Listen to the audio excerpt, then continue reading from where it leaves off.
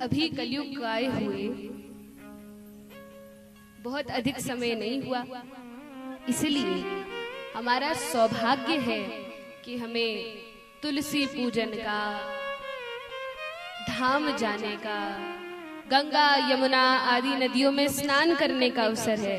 क्योंकि आने वाले समय में गंगा जी नहीं मिलेंगी, यमुना जी नहीं मिलेंगी, कई नदियां तो अभी से लुप्त हो गई हैं। आगे जाते जाते ये सभी नदियां भी लुप्त हो जाएंगी धीरे धीरे। गोवर्धन पर्वत, कामदगिरी पर्वत, ये सब कुछ भी नहीं रहेगा। वृंदावन, मथुरा, द्वारिका, चित्रकूट, अयोध्या, ये धाम नहीं रहेंगे। आजकल तो जगह जगह कथाएं चल रही हैं, लेकिन आने वाले समय में जब कराल कलिकाल आएगा तब ये कथा सत्संग का भी लाभ हमें नहीं मिलेगा। मंदिर आदि सब लुप्त हो जाएंगे।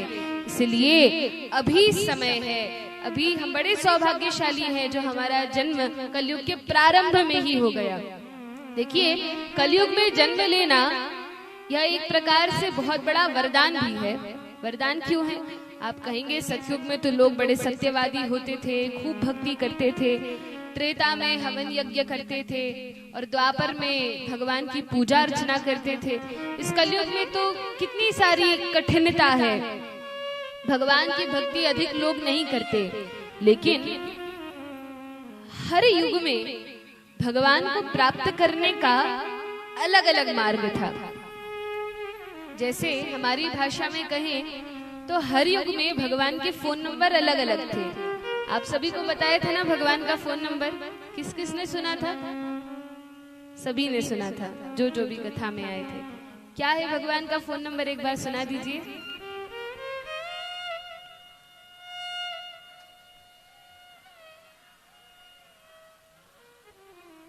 सभी को याद है। तो ये महामंत्र, ये भगवान का फोन नंबर है। लेकिन अलग अलग युगों में भगवान को प्राप्त करने की विधि अलग अलग होती है। जैसे सतयुग में भगवान को प्राप्त करने का क्या विधान था? तो कहा सतयुग में जब कोई बड़ी भारी तपस्या करता था कई करोड़ों वर्षों तक, क्योंकि पहले लोगों की आयु बहुत अधिक होती थी, तो 1,00,000 वर्ष तक तपस्या करते थे और भगवान को प्राप्त करते थे। फिर आया त्रेता युग। त्रेता युग में हजारों वर्षों तक यज्ञ अनुष्ठान किया करते थे। 1-2 दिन के यज्ञ नहीं होते थे कि फटाफट मंत्र बोल के पूर्णाहुति करवा दो, हो गया यज्ञ। ऐसे यज्ञ नहीं, कई कई वर्षों तक निरंतर चलने वाले यज्ञ अनुष्ठान आयोजित किए जाते थे और उन यज्ञ में साक्षात यज्ञ नारायण भगवान प्रकट होकर दर्शन देते थे। फिर आया द्वापर युग। लोगों की आयु और कम हो गई। अब इतनी आयु नहीं है कि लाखों लाखों वर्ष तपस्या करें, इतनी भी आयु नहीं है कि बड़े बड़े हवन यज्ञ करें। तब क्या विधान था?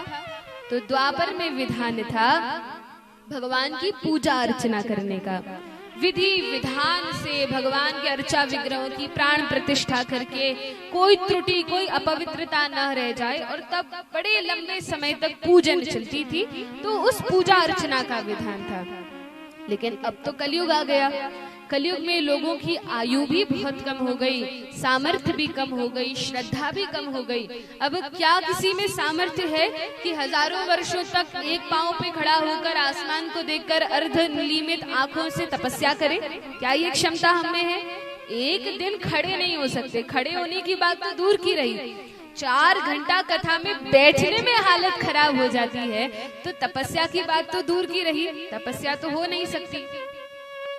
फिर आया कि ठीक है, यज्ञ अनुष्ठान कर सकते हैं। तो यदि हम यज्ञ भी करें तो यज्ञ में सबसे पहले तो गौ माता का शुद्ध घी चाहिए होता है। बिना घृत के यज्ञ हो नहीं सकता। अब ये बताइए, क्या किसी के पास आज के जमाने में शुद्ध घी उपलब्ध है? शुद्ध घी है ही नहीं। जब गौ माता को हम सुंदर घास चरने नहीं देते, और फिर देशी गाय भी कितनी कम बची है, जर्सी को ले आए। जर्सी गाय गाय नहीं है, वह पशु है। केवल भारतीय वैदिक गाय ही गाय कहलाने योग्य है, वही पूजन के योग्य है। विदेशों में जो जर्सी आदि और नस्ल की गाय हैं, वे सभी वह गाय नहीं है जिनका शास्त्रों में वर्णन है। इसलिए हमारे पास शुद्ध घी नहीं है, मान लो घी कहीं से मिल भी जाए, कहीं किसी गांव में शुद्ध रीति से कोई गाय हो और घी बनाया हो, घी मिल भी जाए तो भी ब्राह्मण की आवश्यकता होती है। ब्राह्मण के बिना तो यज्ञ संपन्न हो नहीं सकता।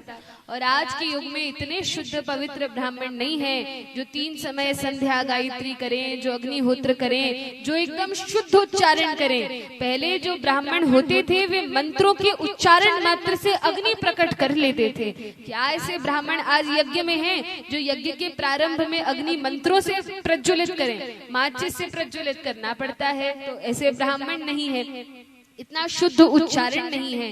तो यज्ञ में और जो सामग्री लगती है वह शुद्ध और पवित्र नहीं है, और इस कलयुग में यज्ञ का विधान भी नहीं है, इसलिए यज्ञ भी संभव नहीं है। अच्छा, फिर भगवान की पूजा अर्चना कर सकते हैं, पूजा अर्चना के माध्यम से प्राप्त कर सकते हैं। तो आज के समय में हमारे पास समय कहाँ है? बच्चे स्कूल जाते हैं, कॉलेज जाते हैं, माता पिता ऑफिस चले जाते हैं।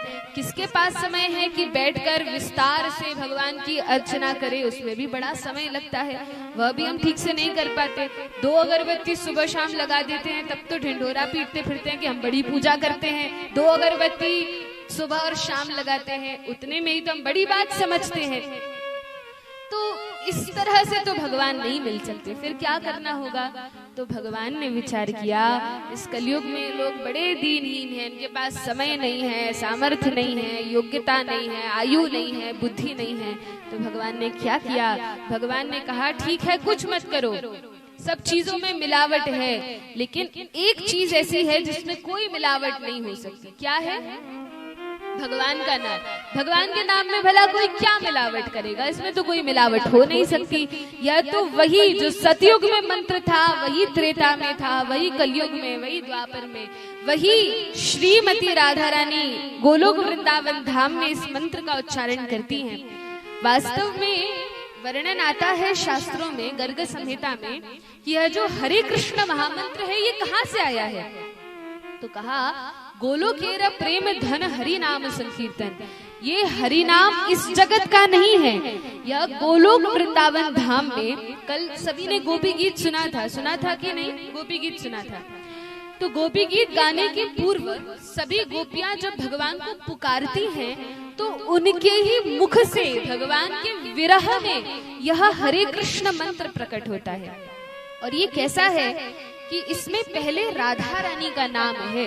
हम कहते हैं ना हरे कृष्ण, हरे का अर्थ क्या है? हरे का अर्थ राधा रानी है। जैसे भगवान कृष्ण के अलग अलग नाम हैं। कौन कौन से नाम हैं? कृष्ण नाम है, और गोविंद है, गोपी रमण है, और माधव है, और गोपाल है, श्याम सुंदर। तो इस प्रकार से बहुत सारे नाम भगवान के हैं। इसी प्रकार से श्रीमती राधा रानी के भी कई नाम हैं, और उनमें से एक प्रमुख नाम है हरा। क्या नाम है? हरा। हरा ये नाम कैसे है? तो कहा भगवान का नाम है हरि, और जो हरि की प्रियतमा है वे हरा कहलाती हैं। अब राधा रानी को वृंदावन में क्या कहकर पुकारते हैं, कैसे बुलाते हैं? सब लोग क्या कहते हैं एक दूसरे से? राधे राधे, प्रेम से कहते हैं राधे राधे। क्यों राधे कहते हैं? तो कहा जब भक्त प्रेम से पुकारते हैं तो राधा रानी को राधे कहकर संबोधित करते हैं।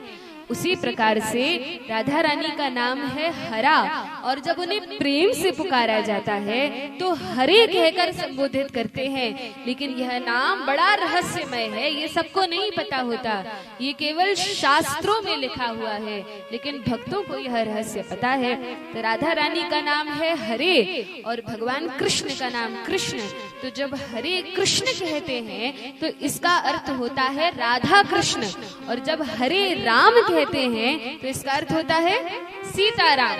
अथवा वृंदावन के जो संत हैं जिनकी निष्ठा केवल कृष्ण रूप में है, वे हरे राम का अर्थ राधा रमण भी मानते हैं। हरे कृष्ण अर्थात राधा कृष्ण और हरे राम अर्थात राधा रमण भगवान। इस प्रकार से भगवान को पुकारते हैं। और यह जो हरे कृष्ण महामंत्र है, इसकी संस्तुति सभी वेदों में, सभी शास्त्रों में की गई है। 7 दिन जो हमने कथा सुनी, यदि आपसे कोई पूछे और सब कुछ भूल जाना, लेकिन एक बात मत भूलना, इतनी लाज रख लेना कथावाचक की, क्या कि हरे कृष्ण महामंत्र को मत भूलना। और प्रतिदिन और कुछ करे चाहे न करे, लेकिन इस हरे कृष्ण महामंत्र का जप, जितनी आपकी श्रद्धा हो, जितना समय आपको प्राप्त हो सके, उतना इस महामंत्र का उच्चारण अवश्य करना। घर के काम करते समय या बाहर हम गाड़ी चला रहे हैं तब भगवान का नाम ले सकते हैं, बस में कहीं जा रहे हैं तो समय है तो नाम ले सकते हैं। जिस काम में रुचि है और जिस काम को करना है उसके लिए हम कैसे भी समय निकाल सकते हैं, कुछ भी करके हम समय निकाल सकते हैं। तो सभी शास्त्रों में संस्तुति की गई है, सभी यज्ञों में भी सर्वश्रेष्ठ यह हरि नाम ही है। गीता में भगवान कहते हैं यज्ञानाम जप यज्ञोस्मि, सभी प्रकार के यज्ञों में मैं जप यज्ञ हूँ। तो कहीं पर भी कोई हवन पूजन होना हो और नहीं हो पा रहा हो तो क्या करना है, हरि नाम का उच्चारण करना है, तो वह यज्ञ भी हो जाएगा, यज्ञ संपूर्ण हो जाएगा, उसमें कोई त्रुटि नहीं रहेगी। ब्रह्म संहिता में हरि नाम की महिमा का बड़ा सुंदर वर्णन आता है, बृहन्नारदीय पुराण में भी वर्णन आता है। शास्त्र कहते हैं हरेर नाम हरेर नामैव केवलम कलौ नास्तेव नास्तेव नास्तेव गतिरन्यथा। इस कलह एवं कपट के युग में हरि नाम के अलावा और कोई उपाय नहीं है, कोई साधन नहीं है, कोई मार्ग नहीं है जिससे भगवान प्राप्त हो सकते हैं। यदि भगवान को प्राप्त करना है तो केवल हरि नाम ही एक माध्यम है।